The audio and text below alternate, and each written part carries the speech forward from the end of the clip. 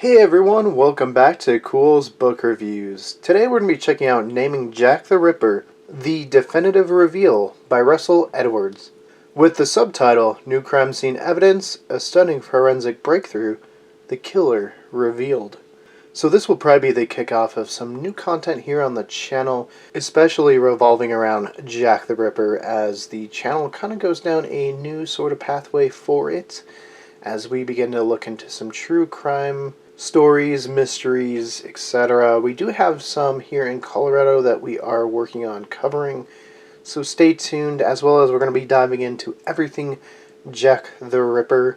So hopefully, much like we did with Billy the Kid, we'll start off kind of novices, and with you guys we'll be able to go down this journey and learn more about the case Jack the Ripper, which obviously everyone knows about. Super famous case with the canonical 5. Everyone knows the name Jack the Ripper, and of course it's been back in the news recently thanks to Russell Edwards and some DNA testing. And so I figured, which would have been better to kick off this kind of new journey than the book that discusses this evidence. So before we get into my thoughts, let's just take a quick look at the book itself. Alright, so up top you see the author Russell Edwards, as well as you see a gentleman kind of hidden away. You see he's kind of dressed in nice clothes, but blood is splattered up on his elbow as well as his rolled up sleeve. You see the title Naming Jack the Ripper, The Definitive Reveal, and then that subtitle stuff down there with New Crime Scene Evidence, Stunning Forensic Breakthrough, and The Killer Revealed. On the side here we see the author Edwards, we see Naming Jack the Ripper, and on the bottom we see Lion Press. And then on the back it does say, hey, it is true crime, so perfect for what we're kicking off here, but as well more just about the book itself and the author's journey. And then there is the ISBN for you. Alright, so this one clocks in kind of roughly around 358 pages. There are some more little past this as far as like acknowledgements, as well as some more scanned documents. But it's nothing that will add dramatically onto the story itself. As you can see, kind of flipping throughout here, mainly words though. Pictures do pop up from time to time. Not a whole lot, and usually at the end of a section or time frame that the author is discussing. So let's get into my thoughts on the book. Alright, so this book kind of sort of covers two journeys. A little bit at the beginning about Jack the Ripper and the canonical 5, which may be the strongest, most enthralling portion of the book. But again, it's not something that's brand new. Even if you barely know true crime and just kind of know Jack the Ripper, you know how the story kind of goes. But again, it's intriguing, and you got to put it in there to set the stage for what's going on. The secondary story follows Russell Edwards on his journey as he is notified of the shawl that's going to auction. He does eventually end up buying said shawl, does some DNA testing to confirm if it really was Catherine Eddowes, since it was purported to be found at that crime scene, or I should say taken from that crime scene. And then of course some DNA testing to try to figure out who Jack the Ripper was, and then his journey to get that word out to the public. And so I would say, first off the bat, can definitely relate, you know. As far as us here at Culz Paranormal, we've been on some journeys and we've been able to find some breakthroughs, historical breakthroughs, most notably where Billy the Kid's brother, Joe Antrim, is buried. His grave was lost for a little over 90 years, and so that was pretty big for us, pretty exciting as well. So I definitely can relate that portion, wanting to figure out as much as you can and going about documenting it and finding the evidences why Joe was buried there. Even if we were told, because we were told pretty early into our search, at least we had narrowed down 2 cemeteries, and then we're told a completely different cemetery. But I still wanted to go back and really make sure and maybe try to fact check myself and make sure it was right. So I can understand that portion. Now, do I have some issues with this one? Maybe not in writing style. We'll go there first before we get into maybe some of my issues with the book or the evidence for the book. The writing style is not bad, honestly. It just feels like Russell, at least it seems like, he's telling the story. It seems like it's always in his voice. And so I think when someone's writing a story and it's in their voice, it makes it more readable because it seems more real. It's not that textbooky type of feel where it's just kind of dry and no personality, no soul to the writing, and it just drags on. So as far as writing style, it's not terrible. It's not the worst thing you're going to pick up.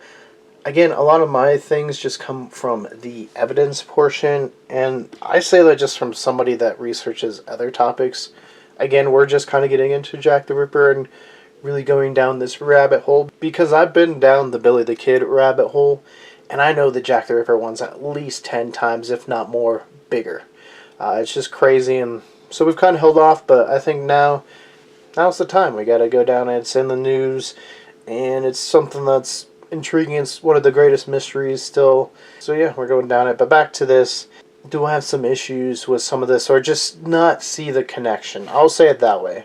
Maybe I just, from reading this book, I need some more information. So, hey, Russell, if you're listening and you'd like to come on our podcast, because we do have Culz interviews, and just help us fill in some of the missing stuff that we need, just to better clarify, I guess, what you're saying in this book. Because at one point you do say, hey, there's too much stuff to put in the book. And I get that. So if you ever are interested in joining, please let us know. We'd love to have you on the show and discuss your findings. Now, getting back to the evidence. So there is a shawl. It went to auction, and it was purported to come from the Catherine Eddowes murder scene. Now, it wasn't ever in the police documented, like, what was found at the crime scene, though Russell Edwards has a theory that maybe the word skirt was used instead of shawl, which maybe, possibly, someone doesn't know the word shawl. Okay, I can get that. Now, he said he had a, like, really definitive reason why he wanted to buy this shawl. And that was because there was a pattern on the shawl of the Michaelmas daisy, which maybe no connection.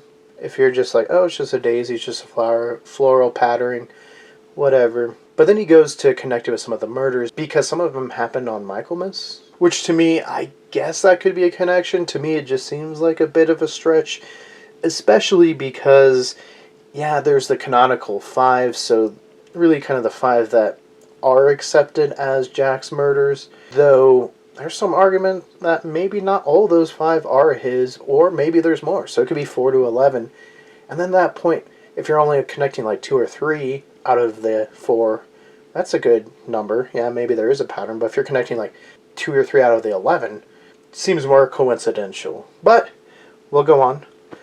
So that was one thing, and that was one place where I was like, I don't know. Just seems a little bit grasping, and I don't know if I would have spent that much money on the shawl based off that. And it was purported to be Catherine Eddowes' shawl. Again, there's no actual, like, direct evidence that this was found at the crime scene.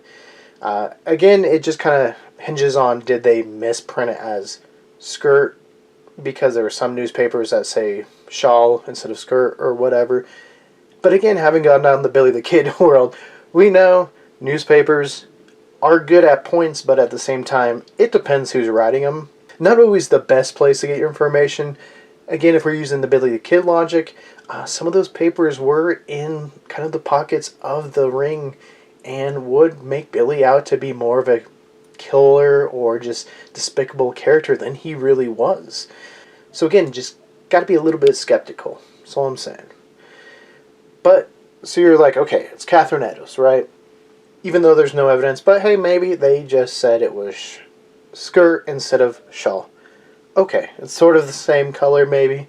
But then this exact shawl had it been worn outside by Catherine Eddowes, it would have washed out all of the ink and the paint and stuff. The coloring would have been gone. It was too colored for that. So then it couldn't have been hers. So then, was it the killers? Did Jack the Ripper leave the shawl there as a clue? And I would say no. I mean, that just, looking at the other murders that are linked to him, there's not things left there as like clues for the police. If anything, if some of the letters are real, it's more likely he just sent them as like a taunting thing, i.e. like what we've seen later on with like the Zodiac or the BTK and stuff. But again, we don't even know if those are real. There were so many fakes coming in. Could be a possibility none of those letters are real, right? So I guess that then the thinking jumped from it was Catherine's to it was Jack's, and it was left as a clue, but he couldn't really pinpoint where it was made. But there was another company that didn't make the shawl that came from, I guess, sort of the same location as his suspect. Again, just kind of feels like grasping at straws or trying to make things fit to make the theory work. Whereas, like, when you're researching, you're supposed to find the facts to make the theory. Like, get the data to make the theory, not have the theory and then fill it in. Unless you're going and you're like, okay, why couldn't this been Catherine Eddowes? And you're using it that way. If you're trying to fact check yourself or trying to prove yourself wrong, go ahead. I think that's great, and you need to always do that as a researcher. But then we'll get to the DNA testing, because as far as the news circuit is concerned, 100% solved. But the thing is, there was a lot of trouble going throughout this DNA. At one point, it was derived from a single, really poorly preserved cell. Like, not even like a bunch of cells, just one singly preserved cell, at least how it's written in the book. That's how it comes across, right? And at one point, the sequencing of the DNA or the DNA itself was lost because the lab moved and the students didn't know what it was and it got thrown out. And you're just like, oh, this just feels like there's so much missing. That it's hard to replicate stuff when you don't have it. And again, it's not like we're using direct DNA.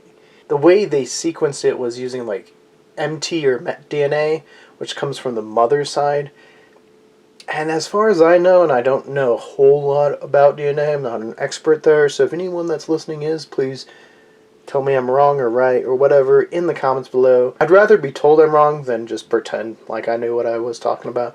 But as far as what I've kind of done in my brief research is you can't actually prove someone is somebody from just using the MT or MET DNA. All it can do is actually just exclude people. So it can say, hey, it's definitely not this person. But it's not a good way of saying, hey, it is this person. So again, another thing that's kind of just out there. Now, his suspect is Aaron Kosminski. It's not like a mind-blowing or kind of brand new suspect. Kosminski is usually listed within the top 5 most likely suspects. As far as, like, if you go to a list, I'm not saying he's in my top 5, but I'm just saying if you go to a list of top 5 and they list him by, like, how possible is it that they are, usually he's pretty high up there. And that mainly comes from some writing that they found from one of the investigators at Scotland Yard, where Kosminski was the only name there.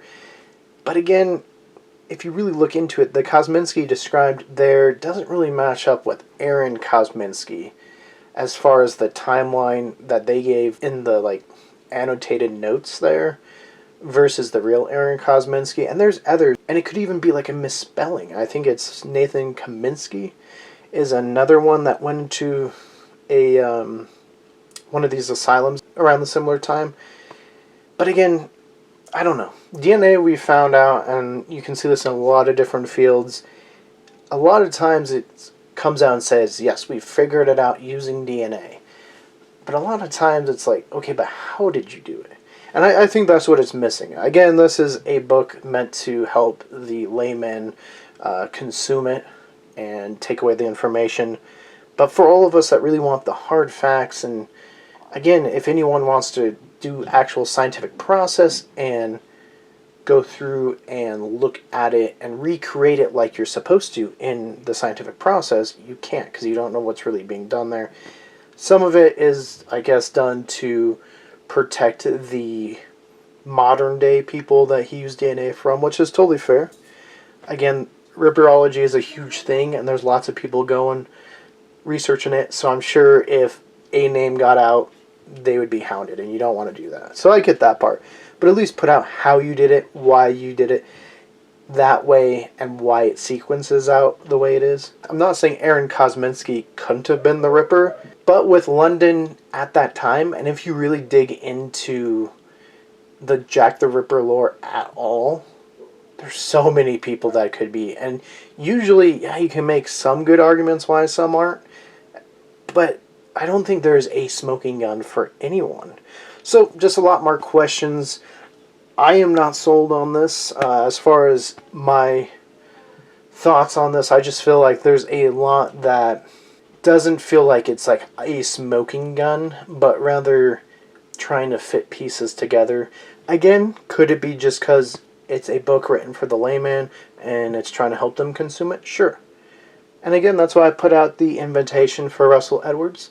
If you'd like to come join us on our Culz interviews and help us just like see the information better, maybe put it together a little bit better than the book did, I would love to do it, you know?